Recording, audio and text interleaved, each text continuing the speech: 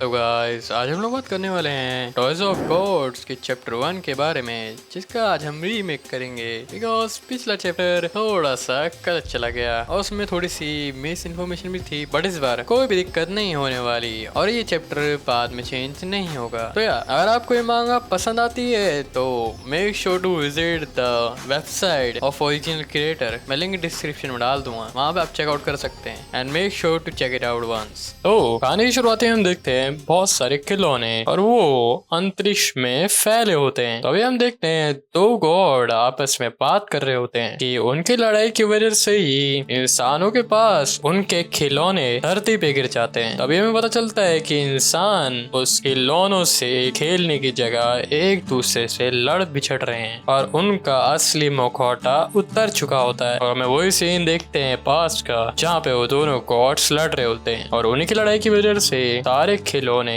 धरती पर गिर जाते हैं। तभी हम सीन शिफ्ट होते हुए देखते हैं एक औरत के ऊपर जो कि चलते हुए साइड की दीवारों को खरोचते हुए जा रही होती है और तभी चलते चलते ही वो एक बड़े से दरवाजे के सामने आ जाती है। तभी वो कहती है, अभी नहीं, एक राजा तब तक सुख नहीं पा सकता जब तक उसकी प्रजा बच नहीं जाती। उसके बाद हम देखते हैं कि वही औरत अपनी पुरानी बातें याद कर रही होती है, जहाँ पे वो कहती है उस राजा को अब तक तो ये बातें याद भी नहीं रही होगी, उसने क्या कुछ नहीं किया उसके लिए, क्या उसे ये कभी याद भी होगा। तभी एकदम से वो दरवाजा खुलता है और हम उस औरत को अंदर आते हुए देखते हैं और तभी हम उस राजा और उस औरत को देखते हैं जो कि उसका नाम पुकारती है और उसका नाम होता है अकीला। तभी वो औरत एकदम से वो राजा के गले मिल जाती है और वह यहाँ पर रो भी रही होती है। अगर ये बहुत समय से एक दूसरे से जुदा थे पर अब साथ में मिल चुके हैं। तभी राजा उससे कुछ पूछता है। तभी हम पैनल पे शिफ्ट होते हैं, एक साइड से गार्ड उनकी बातें सुन रहा होता है। तभी यहाँ पर राजा कुछ मांग करता है उस औरत से। वो कहता है कि जंग जल्दी आने वाली है मीलू और मैं कभी भी ऐसे जिंदा नहीं बचूंगा जैसे अभी चीजें जा रही है। और यहाँ से हमें पता चलता है कि उस औरत का नाम मीलू होता है और यहाँ पे पता चलता है कि उस राजा ने ऐसा तीरा था उसने कभी पहले देखा नहीं, पर अगर वो यहाँ पे मारा गया तो उसका देश भी मारा जाएगा और ये मौका वो ये हाथ से नहीं गंवाना चाहता। यहाँ पे राजा चाहता है कि उसे एक दूसरा मौका मिले अपने दूसरे बेटे हिरण्य से, जैसा उसने नाउसा के साथ किया था। तो इसने अपने पहले बेटे को सैक्रिफाइस कर दिया उस मिल्क के लिए, मोर लाइक अमृत के लिए। तभी यहाँ पे मीलू घबरा रही होती है और कहती है क्या वो अमृत चाहिए, वो महासागर का। और तभी हम देखते हैं यहाँ पे एक हिरण्य गर्भा टॉय जो कि वो अमृत वो महासागर से निकल के बनाता है। और यहाँ पे छोटी छोटी डिटेल जो कि आप पढ़ सकते हैं इफ यू वांट। एनीवे तभी यहाँ पे मीलू अपना सीरियस फेस बनाती है और यहाँ पे उसे सब समझ में आ रहा है। जब मीलू ने उसे बताया था कि उस पे पास वो खिलौना है तो उसे बस उसकी जरूरत दिखी कि अकेला मीलू को यहाँ पे फायदा उठा सके। तभी मीलू को यहाँ पे सारी बातें समझ में आ रही होती है और वो रोते हुए अकेला से कहती है, क्या इतना आसान था तुम्हारे लिए मेरे बारे में इतना छोटा सोचना? मुझे लगा मैं तुम्हारे लिए मायने रखती हूँ। तभी राजा बताता है कि ऐसे दुनिया ये काम नहीं करती और ये दुनिया किसी की दया के लिए नहीं है। तभी एकदम से मीलू अपना हाथ कसती है और गुस्से में कह रही होती है पहले भी ये राजा गहरा जख्म दे चुका होता है। तभी वो राजा मीलू से कहता है वो महासागर का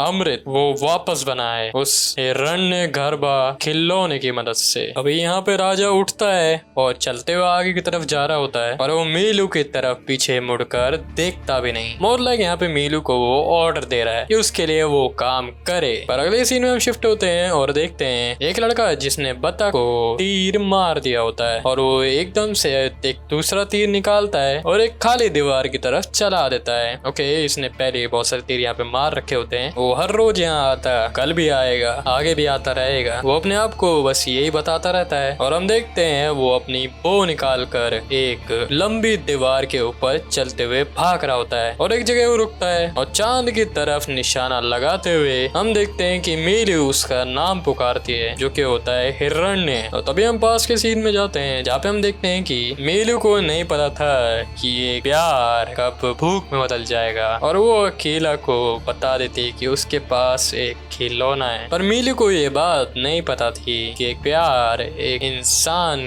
को मांग सकता है। अब यहाँ पे अकेला पूछता है तो मुझे बताओ कि तुम मेरे लिए क्या कर सकती हो? और मीलू यहाँ पे कहते हैं कि वो एक मुर्दा को वापस जिंदा कर सकती है, तो उसकी वजह से वो कभी भी किसी को नहीं खो पाएगा। पर जब भी अकीला उससे कहता एकदम प्यार आवाज में, तब वह ऐसा लगता कि ये घाव को एक वादे की तरह लगे। और उसी दिन के बाद मीलू अकेले चलने लगी। तभी अकीला की वही बातें कि वो इस ताकत के साथ क्या कुछ नहीं कर सकता, वो जंग कर सकता है, अपने पास सब कुछ ला सकता है। मीलू और अकीला एक साथ होकर, पर कैसे कि एक प्यार ये मांग सकता है और कैसे भगवान ये मांग सकते हैं। तभी एक बहुत ही कमाल का पैनल देखते हैं यहाँ पर, जहाँ पे कि एक औरत जो कि मीलू होगी ऑफ कोर्स, उसने अपना बच्चा पकड़ा होता है। तो इसी तरीके से मीलू यहाँ पर वो अमृत पा पाएगी, मोर लाइक अपने ब्लड लाइन को सेक्रीफाइस करके। उसे लगा कि उसका बच्चा उसकी हिफाजत करेगा, उसे लगा कि पानी उसको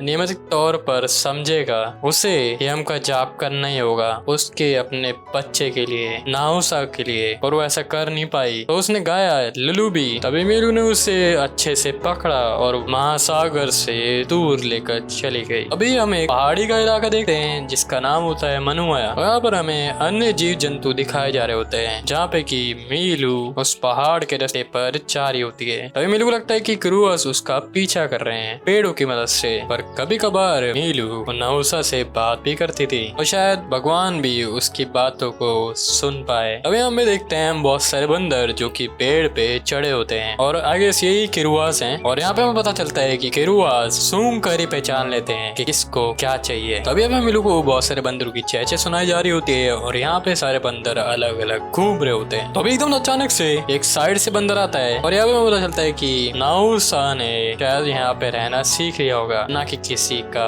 ऑर्डर मानना। तभी मीलू पेड़ की तरफ देखते हैं जहाँ पे एक बंदर दूसरे बंदर की चूहे निकाल रहे होते हैं और कुछ बंदर उछल कूद कर रहे होते हैं, कुछ बंदर खेल रहे होते हैं, कोई सो रहा होता है और कोई तालाब में मस्ती मार रहे होते हैं। और यहाँ पे मीलू सोच रही होती है कैसे वो यहाँ पे जिंदा रह भी रहा है इनके साथ। मुझे पता था। तभी हम एक ह्यूमनॉइड बंदर देखते हैं जो कि अपनी पूंछ फैलाता है और मीलू के पास ले जाता है। मुझे पता था वो एक औरत को पीछे छुपा रहा है, पर मुझे नहीं लगा था कि कोई एक औरत अपने आप से यहाँ पर चल के आएगी एक बच्चे के साथ। तभी मीलू उस ह्यूमनॉइड बंदर से पूछती है कि उसे वाली से मिलना है। आगे से वाली कोई हेड बंदा हुआ यहाँ इन सब मंकीज का। तभी हम देखते हैं यहाँ पे एक वाली जो कि मेडिटेट कर रहा होता है। तभी मीलू वाली को आवाज लगाती है और उसके थोड़े समय बाद ही वाली उसका बच्चा नाहुसा उसे वापस कर भी देता है। उस दिन मीलू को लगा कि वो उसको बचा रही है, पर असलियत में वो खुद को बचा रही थी यहाँ पर। और हम अगले पैनल में देखते हैं कि मीलू को अभी भी उन बंदरों की,